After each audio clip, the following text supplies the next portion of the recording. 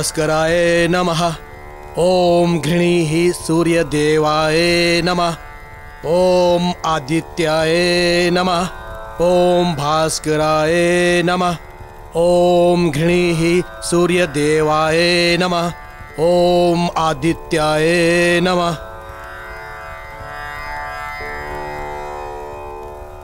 महाराज केसरी, विदित हो कि जिस यज्ञ का आयोजन किया है आपने आज, वो सूर्यदेव के आवाहन हेतु किया गया है। जी ऋषिवर। तो आइए महाराज, जिस कार्य के सिद्धि हेतु ये यज्ञ किया जा रहा है, उसके निर्विघ्न सिद्धि हेतु संकल्प कीजिए महाराज। हे सूर्यदेव, हम मारुति के माता पिता अपने पुत्र के गुरु बनने हेतु आपका आह्वान करते हैं। हमारी प्रार्थना स्वीकार करें और हमें कृतज्ञ कीजिए।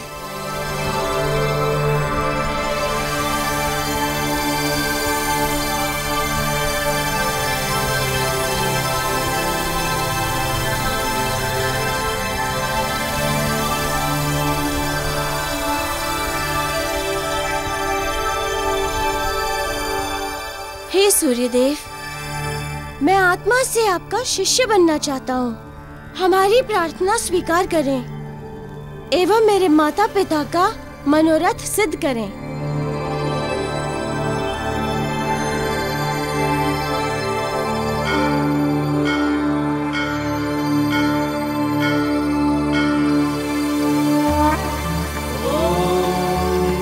निर्मलं निर्विकल्पं च निर्विकारं निरामयम् जगत्कर्ता जगद्धर्तस्त्वां सूर्यं प्रणमाम्यहम्।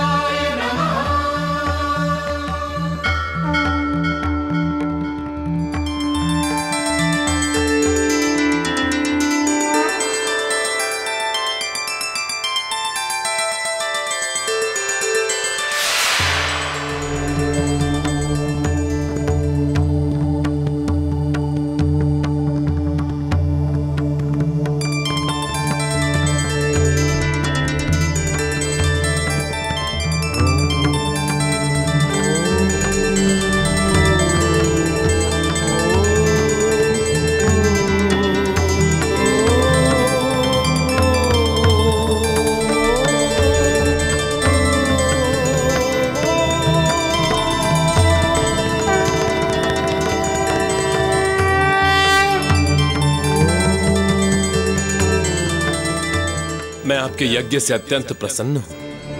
आपके इस अनुष्ठान का प्रयोजन मुझे विदित है। मुझे ज्ञात है कि आपने मेरा आह्वान किस उद्देश्य से किया है।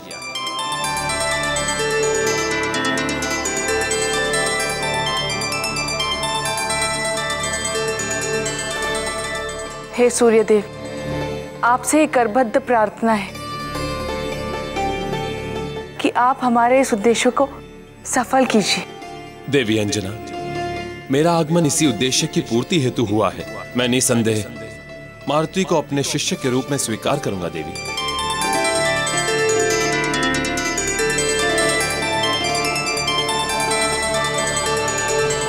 मैं स्वयं अधीर एवं तत्पर हूं मारुति को शिष्य के रूप में अपनाने हेतु।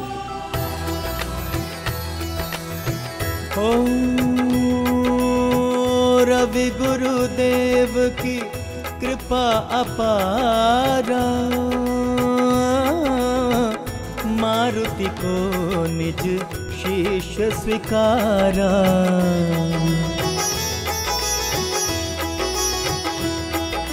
जाके गुरु हो स्वयं भास कर, बने वही गुण ज्ञान को सागर। हो जाके गुरु हो स्वयं भास कर, बने वही गुण ज्ञान को सागर।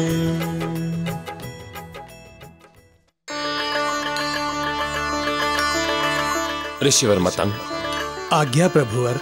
अब आप मारुति को गुरु शिष्य परंपरा, संस्कार एवं उससे निर्वहन संबंधित समस्त ज्ञान देने की कृपा करें। इन संस्कारों के ज्ञान के पश्चात ही मारुति की विधिवत शिक्षा प्रारंभ होगी हमारे सूर्यलोक में।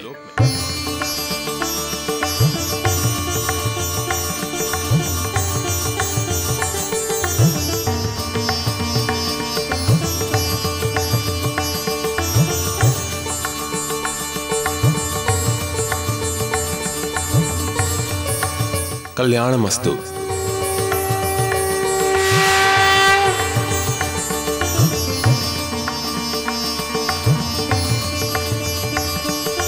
प्रभु, आप तो साक्षात ईश्वर हैं। आपके समक्ष कदाचित मैं इतना ज्ञानी और योग्य नहीं हूँ कि मैं आपको ज्ञान प्रदान कर सकूं, आपको गुरु शिष्य परंपरा के विषय में बता सकूं। आप में तो ये सब कुछ पूर्व से ही विद्यमान है। ये समस्त ज्ञान, ये परंपरा एवं संस्कार, ये सब आपके रुद्र रूप की ही देन है प्रभु। आप जो सोच रहे हैं मैं उससे भली भांति परिचित हूँ ऋषिवर। महादेव के रूप में तो मैं अजन्मा हूँ, अविनाशी हूँ। ना तो मैं कदापि जन्म लेता हूँ, ना ही मेरी मृत्यु होती है, एवं ना ही मैं शिक्षा ग्रहण करता हूँ। परंतु ये मेरा सौभाग्य है कि मुझे इस रूप में विधिवत ज्ञान ग्रहण करने का, परंपराओं के निर्वहन के नियम अर्जित करने का सौभाग्य प्राप्त हो रहा है। आपको किसी की आज्ञा की आवश्यकता नहीं है। आप निसंकोच संसार के नियमों के अनुरूप मुझे गुरु शिष्य परंपरा एवं उसके निर्वहन के नियमों के विषय में बताएं। अहो भाग्य हमारे कि मुझे अपने ही आराध्य को ज्ञान देने का सुअवसर प्राप्त हो रहा है।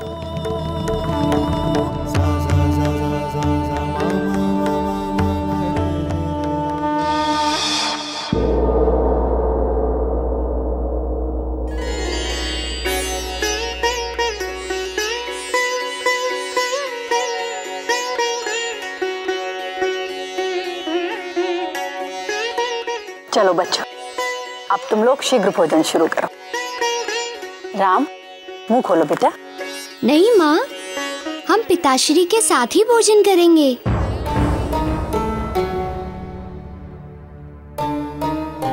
किंतु पुत्र, आज तो तुम्हारे पिताश्री राजकार्य में अत्यधिक व्यस्त हैं, तथा इस समय वो वन में युद्ध के अभ्यास हेतु गए हैं। उनके आगमन में तो विलंब हो सकता है। उनके आगमन में जितना भी विलंब हो माते, परंतु पिताश्री से पूर्व हम भोजन नहीं करेंगे। तथा माते, हमें पिताजी से पूर्व भोजन करने का अधिकार भी नहीं है। हमारे हेतु हमारे पिताश्री सर्वप्रथम एवं सर्वोच्च है।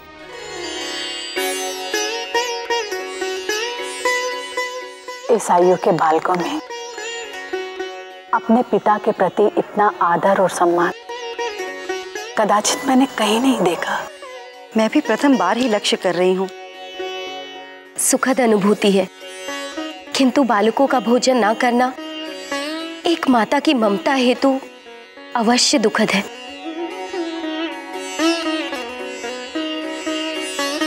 माताश्री, भोजन रख दीजिए।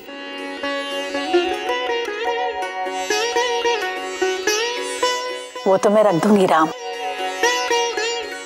परंतु बेटा तुम्हारे पिताश्री तो खाना खाने के लिए नहीं आ पाएंगे।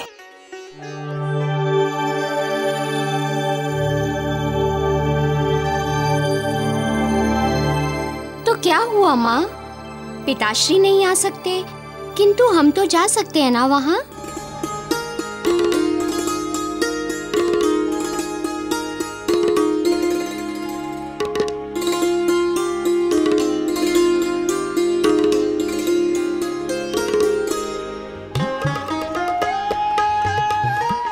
हम स्वयं भोजन लेकर पिताश्री के निकट जाएंगे और उन्हें ग्रहण कराएंगे। किंतु पुत्रों, इन सब कार्यों हेतु दास दासियां हैं ना? हाँ है, परंतु अब हम उन्हें अपने हाथों से खिलाएंगे तथा आज से पिताश्री का अन्य समस्त कार्य भी हम ही करेंगे।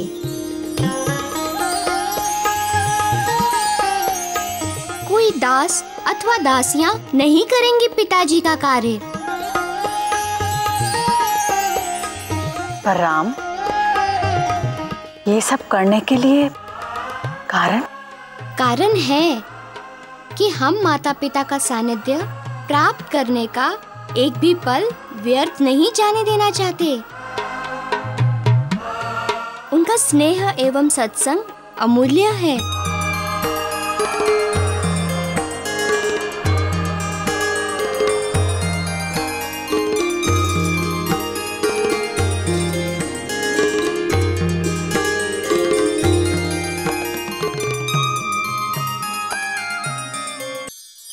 मारुति, अब तुम्हें गुरु शिष्य परंपरा और तुम्हारा शिष्य धर्म समझाने का समय आ गया है।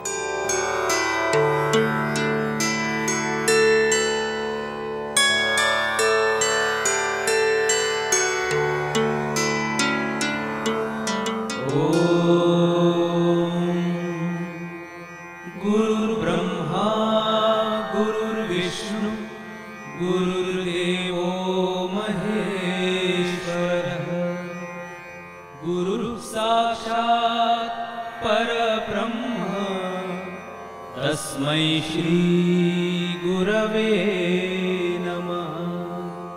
अनेक जन्मान संप्राप्त कर्म बंध विदाहि आत्मज्ञान प्रदाय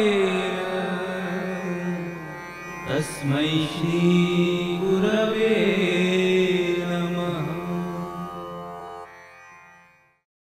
गुरु ही ब्रह्मदेव, गुरु ही विष्णु और गुरु ही महादेव शिव हैं। ऐसे गुरु के चरणों में सदैव नमन करना चाहिए। भावार्थ ये है कि गुरु में साक्षात भगवान के दर्शन होते हैं। वे हमारे जीवन को पावन करते हैं, अपनी शिक्षा से हमारी अंतः के अज्ञानता को दूर करते हैं, उसे नष्ट करते हैं और हमारे जीवन को अलौकिक करते हैं। ऐसे गुरु को बारंबार प्रणाम करना चाहिए।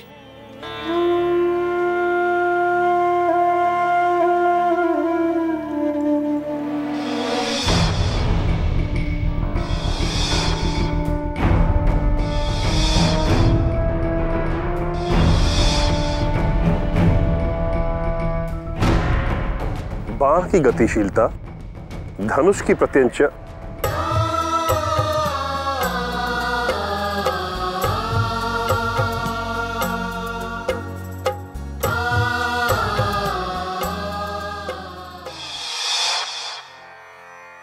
अखंडानंद बोधाय शिष्य संताप हारिणे सच्चिदानंद रूपाय तस्मै श्री गुरवे नमः। हे गुरुदेव, आप अखंड आनंद देने वाले हैं, अज्ञानता को हरने वाले हैं, अपने शिष्य के दुख और संतापों को हरने वाले हैं। हे सत, चित्त और आनंद देने वाले गुरुदेव, आपको नमस्कार है। इसका अर्थ यह है कि गुरु की कृपा में असीम और अपार शक्ति होती है। वे अपने शिष्य को न केवल गुरु बनकर अपितु उसके अभिभावक और संरक्षक बनकर उसके समस्त दुखों और संतापों का निवारण करते हैं, उसकी अज्ञानता को विनष्ट करके उसे सत्य एवं आनंद का परम सुख प्रदान करते हैं। अतएव ऐसे गुरुदेव को बारंबार नमस्कार है।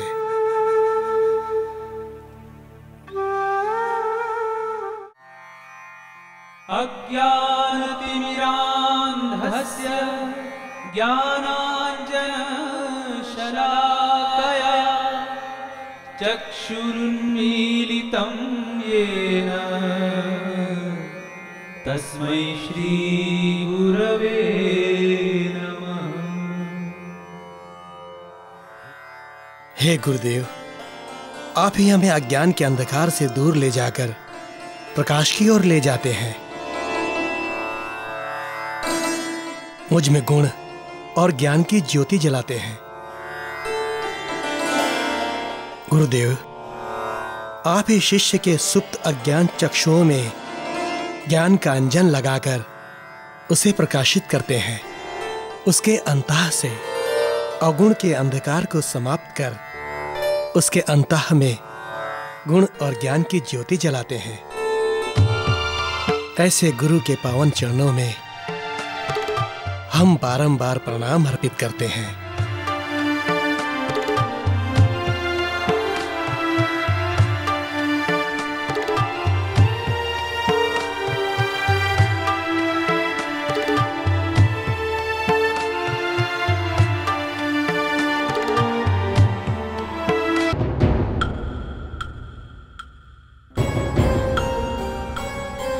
पुत्रों, तुम लोग यहाँ इस वन में?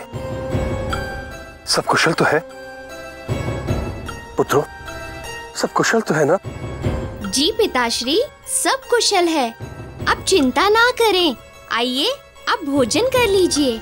जी पिताश्री, हम आपके हेतु भोजन लेकर आए हैं।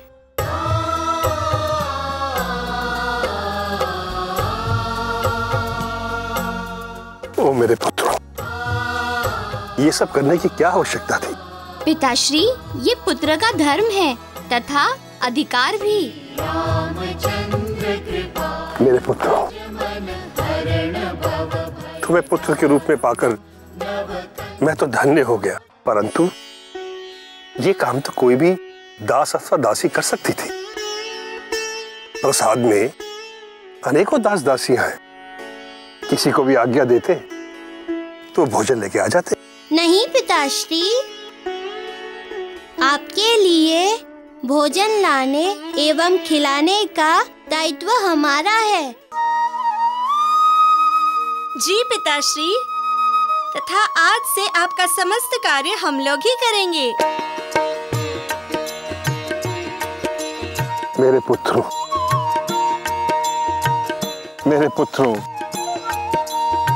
हे विधाता, तुम अत्यंत कृपालु। इन पुत्रों के रूप में शील और संस्कार के 4 रत्न दिए तुमने मुझे। 4 रत्न।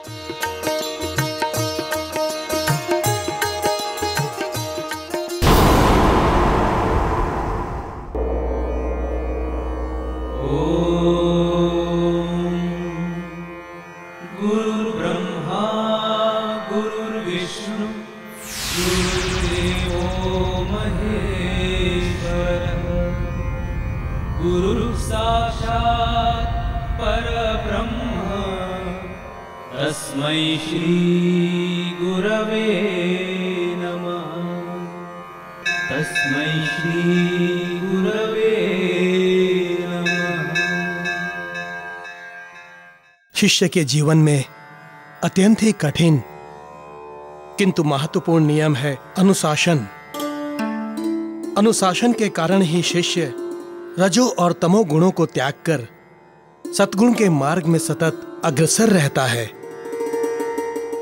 अनुशासन के मार्ग में चलने हेतु शिष्य को अपनी समस्त सुविधाओं का परित्याग करना होता है और गुरु की सुविधाओं को ही सर्वोपरि मानना होता है। गुरु के शरण में आते ही शिष्य के जीवन में उनकी सुख सुविधा और उनकी प्रसन्नता ही महत्वपूर्ण और सर्वोपरि हो जाती है। गुरु ही उसका ईश्वर, गुरु ही उसकी श्रद्धा और कुछ नहीं। ऐसा है ये नियम। मारुति, तुम्हें ये नियम स्वीकार है? जी, मुझे अपने गुरु हेतु हृदय से ये समस्त नियम स्वीकार हैं।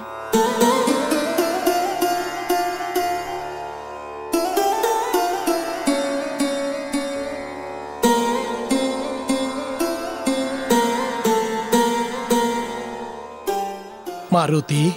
जी ऋषिवर।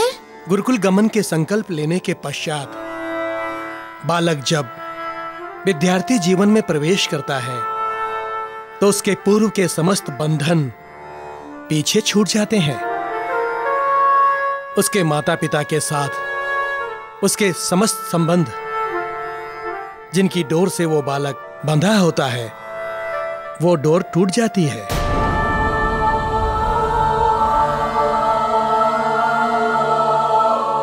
और माता पिता पीछे छूट जाते हैं।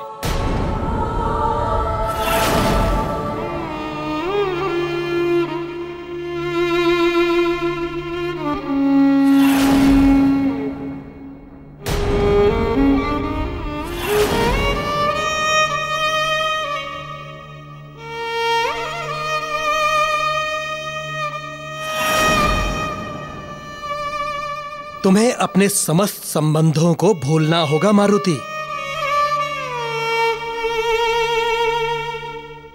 संबंधों के बंधन को पृथक करना होगा।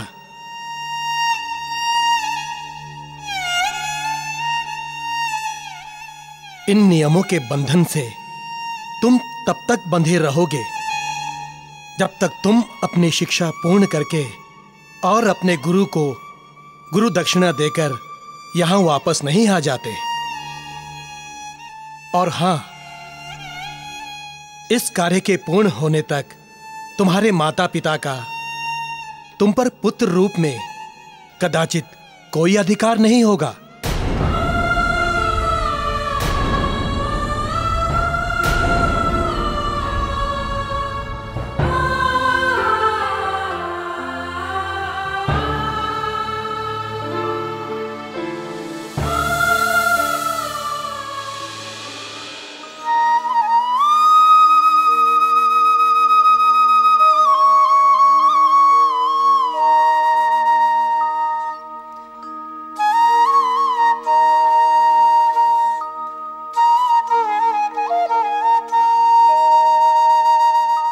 अरे ये क्या पुत्रो, तुम लोग? पिताश्री, सर्वप्रथम आप।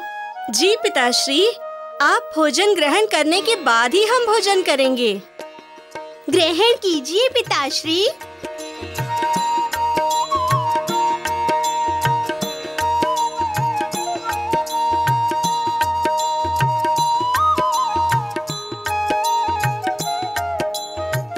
नहीं पिताश्री, भोजन करते समय अश्रुधार नहीं।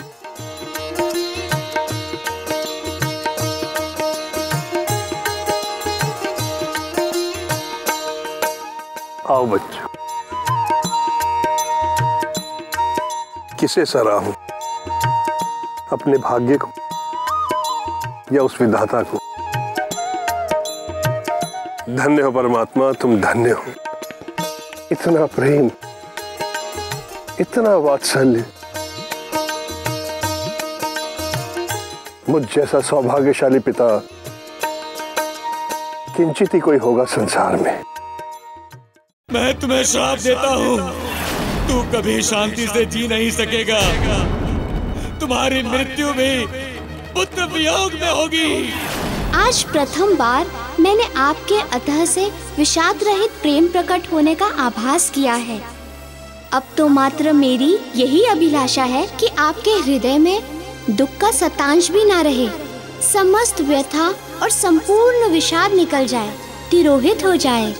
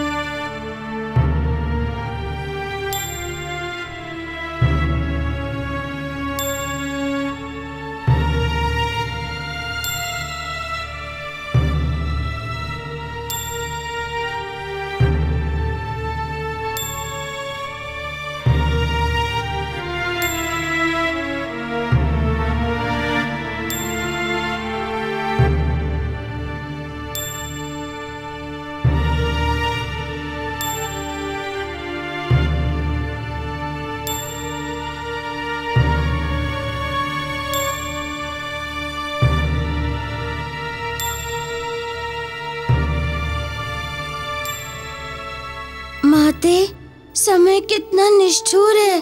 कदाचित स्वप्न में भी कल्पना नहीं की थी कि आपसे बिछो का समय भी कभी जीवन में आएगा।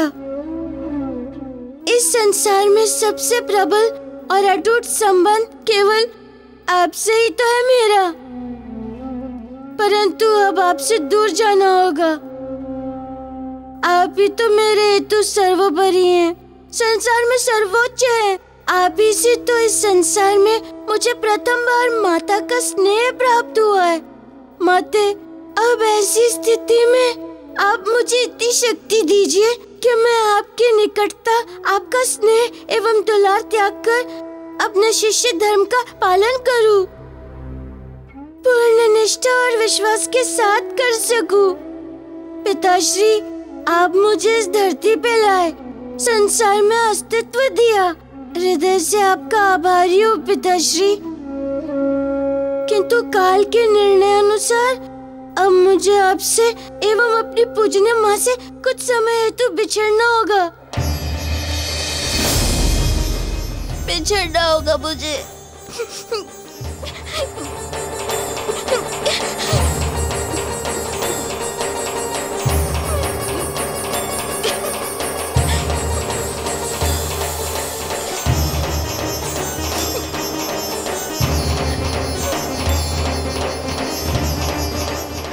मारुति,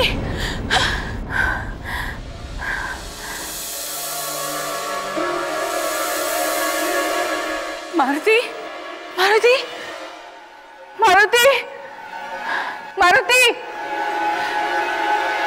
महाराज, महाराज, महाराज, मेरा पुत्र।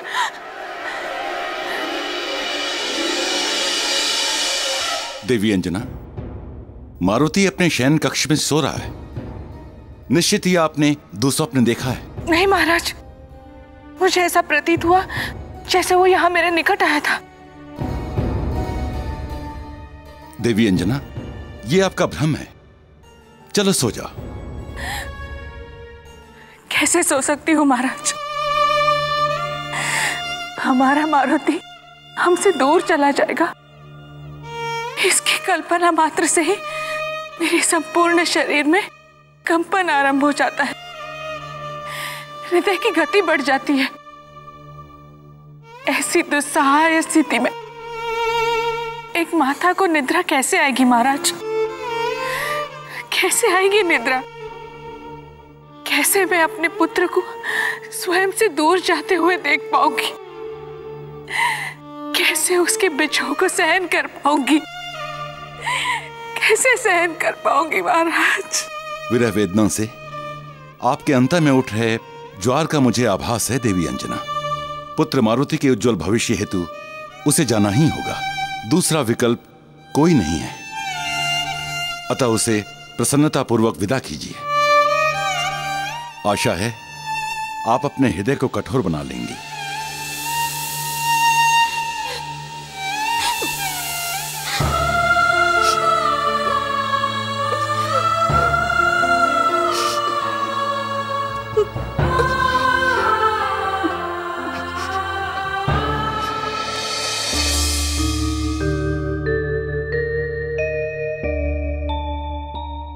जय श्री राम। राम राम राम। तुम्हारा कल्याण हो हनुमान। राम राम राम।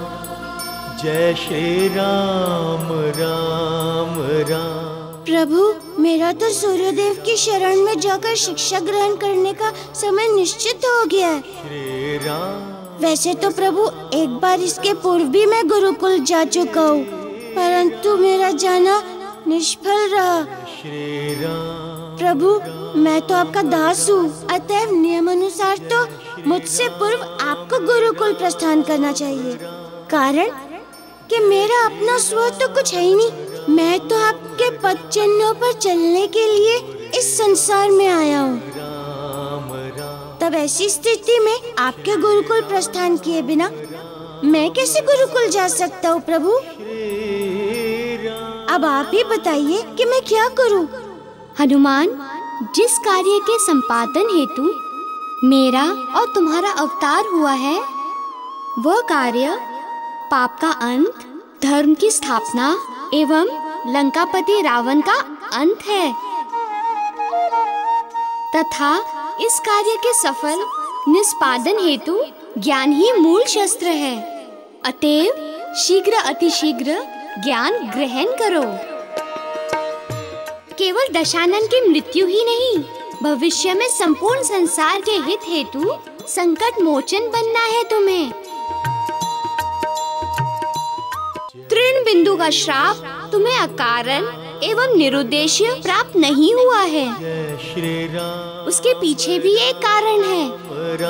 कैसा कारण प्रभु? वह कारण ये है कि अब तक तुम्हारे पास शस्त्रों की शक्तियाँ थी जो अब नहीं है। अतएव अब तुम्हें ज्ञान की शक्ति मिलेगी। अब तुम बिल्कुल ग्राह्य बनकर शिक्षा ग्रहण करने जाओगे। और मारुति, ये समस्त कार्य नियति द्वारा पूर्व निर्धारित है। प्राचार्य तृण बिंदु का आश्रम उसी प्रकार से नियति के अनुसार ही चल रहा है। राम राम राम। जैसी आपकी आज्ञा प्रभु। राम राम। आपकी प्रत्येक आज्ञा मुझे शिरोधार्य है। नहीं मारुति, आज्ञा नहीं, अनुरोध। कारण आज्ञा सेवक को दी जाती है एवं अनुरोध मित्र से, सखा से की जाती है। अतएव तुम मेरे सेवक नहीं, मित्र हो, सखा हो।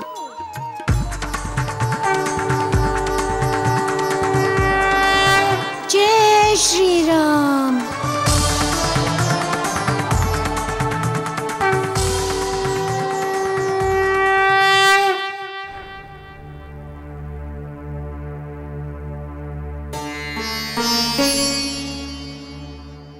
महाराज केसरी जी ऋषिवर। और देवी अंजना, मारुति की कुंडली के अनुसार इस माह के शुक्ल पक्ष की एकादशी तिथि अत्यंत ही शुभ है। इस तिथि को ही सूर्यदेव का आगमन होगा मारुति को ले जाने के लिए।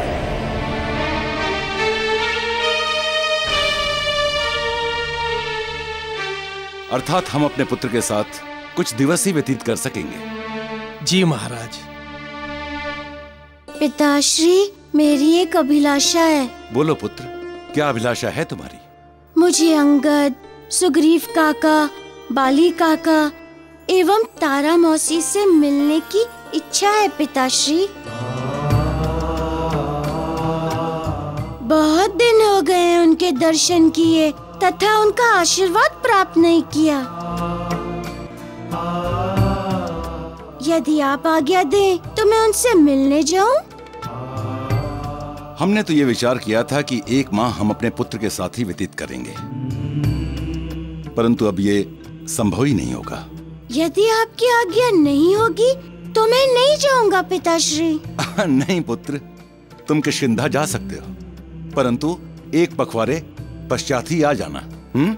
जी पिताश्री, आ जाऊंगा। वैसे ही हमें बहुत समय से उनका कोई समाचार नहीं मिला है और हम भी अपने राजकार्य में इतने व्यस्त हैं कि वहां जा नहीं पाएंगे। परंतु एक चिंता है। किस बात की चिंता है पिताश्री? यही कि तुम वहां अकेले जाओगे कैसे मारुति? मैं तो राजकार्यों में इतना उलझा हूं कि जा ही नहीं पाऊंगा। केसरी पुत्र, यदि आपकी आज्ञा हो तो मारुति के साथ किष्किंधा जाने का मेरा मन भी बहुत कर रहा है। ठीक है महाबली काका, आप जाइए। मैं तब तक आप दोनों के किष्किंधा गमन और वहां लेकर जाने के लिए उपहार की व्यवस्थाएं करती हूँ। पुत्रों, आज मैंने तुम लोगों को अति विशिष्ट उद्देश्य से अपने निकट बुलाया है। वो किस लिए पिताश्री? राजधर्म के विषय में बताने के उद्देश्य से। अर्थात आज मैं तुम लोगों को राजधर्म क्या होता है और उसके निर्वहन किस प्रकार किया जाना चाहिए ये बताऊंगा। पुत्रों, केवल राजवंश में जन्म लेने से कोई सम्राट नहीं बन जाता।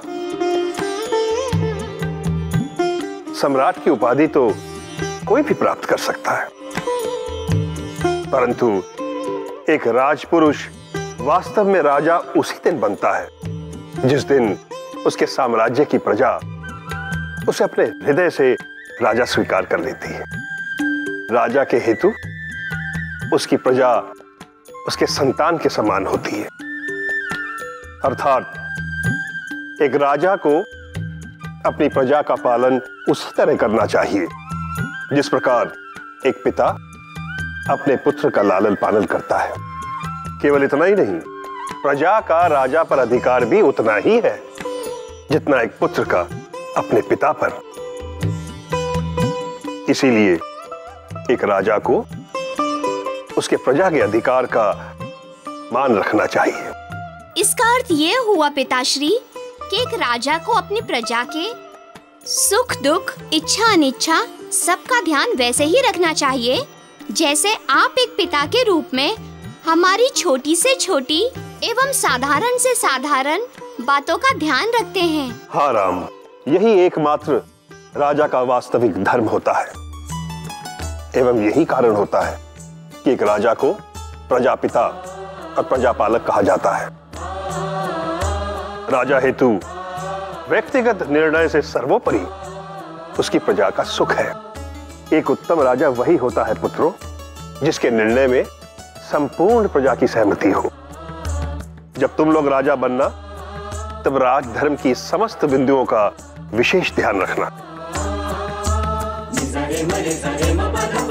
कारण यही रघुकुल की रीत है। यही रघुकुल की रीत है। पिताश्री, हम सबके हृदय में रघुकुल की रीत एवं परंपराओं को विस्तार से जानने की इच्छा प्रबल रूप से जागृत हो गई है।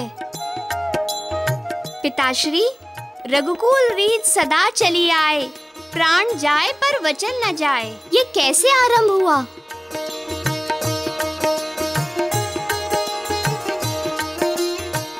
तथा इसका अर्थ क्या है? हम अवश्य उस रघुकुल रीत का अर्थ तुम लोगों को समझाएंगे।